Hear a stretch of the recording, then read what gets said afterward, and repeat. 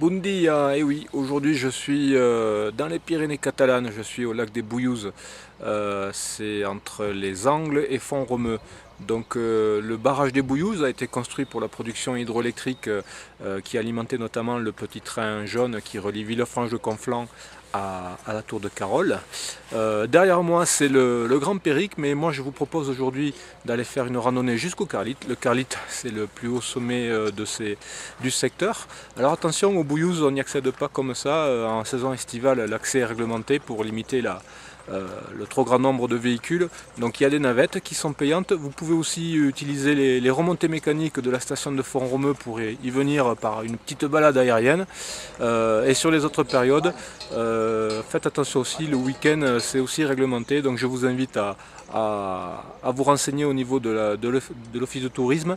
Et puis moi je vous amène vers le Carlite et découvrir tous les étangs qu'on va pouvoir traverser.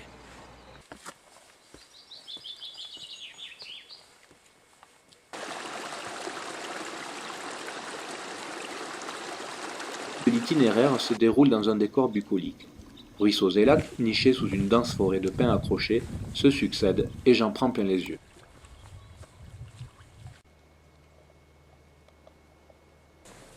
Et bien voilà, je vous l'avais promis, sur cet itinéraire, il y a tout un tas de lacs. Alors ici on dit les Estany en catalan, ici c'est celui de la Coumasse à 2160 mètres. Il y en aura d'autres sur le trajet, donc on va poursuivre.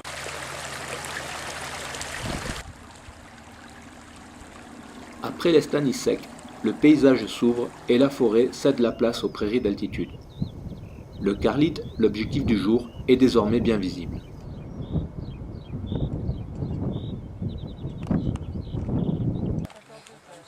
Cet itinéraire, classique dans les Pyrénées-Orientales, attire de nombreux randonneurs.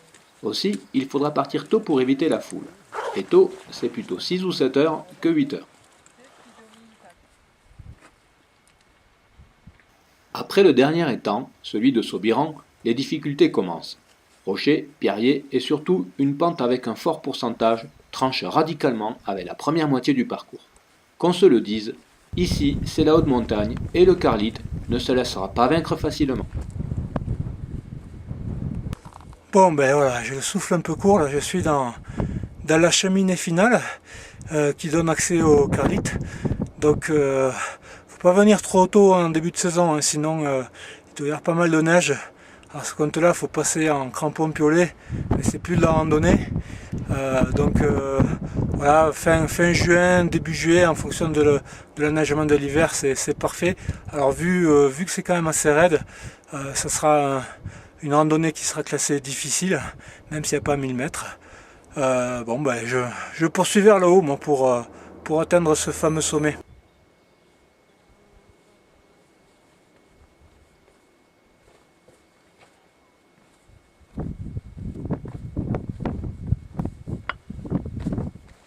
Bon ben voilà, on est au Carlite. Alors la cheminée finale on la sent passer, hein. Le Carlite c'est 2921 mètres, donc depuis le lac des Bouillouzes, il faudra compter bien 3h30 et puis pratiquement 900 et quelques mètres de dénivelé.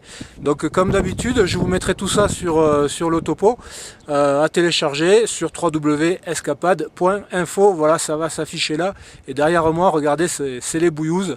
Et puis je vous offre un petit panorama à 360 histoire de vous donner l'eau à la bouche et pour vous aussi faire cette belle randonnée dans les Pyrénées catalanes. Et puis on n'oublie pas le sponsor, la randonnée.boutique à Grenoble, des professionnels de la montagne qui sauront vous conseiller pour vos achats sur tout le matériel que vous pourriez avoir besoin pour vos randonnées. Allez, à bientôt sur les réseaux sociaux ou sur une autre rando. Salut!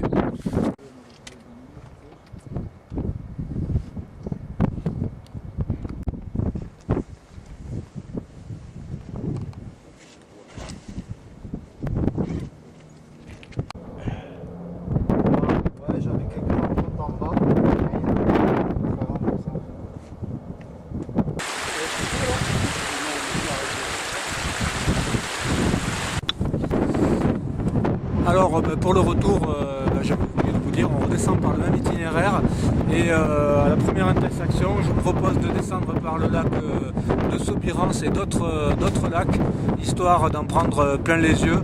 Ça rallonge pas la randonnée, ou alors vous rentrez par le même chemin qu'à l'aller. Voilà, bonne balade.